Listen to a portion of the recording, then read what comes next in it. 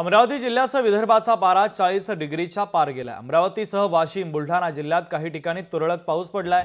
सकाळपासून अमरावती जिल्हा आणि विदर्भामध्ये ढगाळ वातावरण निर्माण झालंय। तर उन्हापासून नागरिकांना दिलासा मिळालाय। हवामान विभागाने 3 एप्रिलपर्यंत अवकाळी पावसाचा इशारा दिलाय।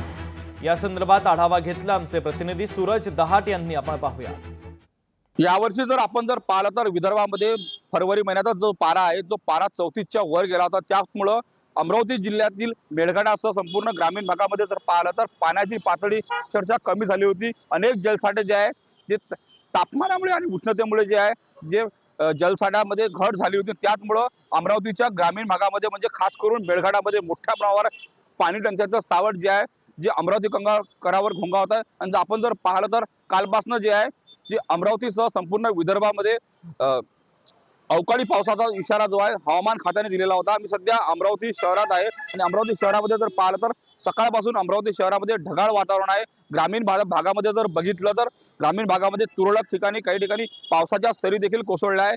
आज जर विदर्भामध्ये जर पाहिलं तर विदर्भातील अमरावती असतील, बुलढाणा असतील, वाशिम असतील या 3 जिल्ह्यांमध्ये जे आहे अवकाळी पावसाची शक्यता या ठिकाणी वर्तवण्यात आली आहे। सलग 3 ते 4 दिवस जे आहे जे अमरावतीचं तापमान जे आहे ते 34 डिग्री राहण्याची शक्यता आहे। त्यामुळे उन्हापासून काही प्रमाणात नागरिकांना दिलासा देखील मिळालेला आहे। आपण जर पाहिलं तर सकाळपासून अमरावतीमध्ये ढगाळ वातावरण, त्याचमुळे थंड वातावरण या ठिकाणी अमरावती शहरामध्ये निर्माण झालेलं आहे।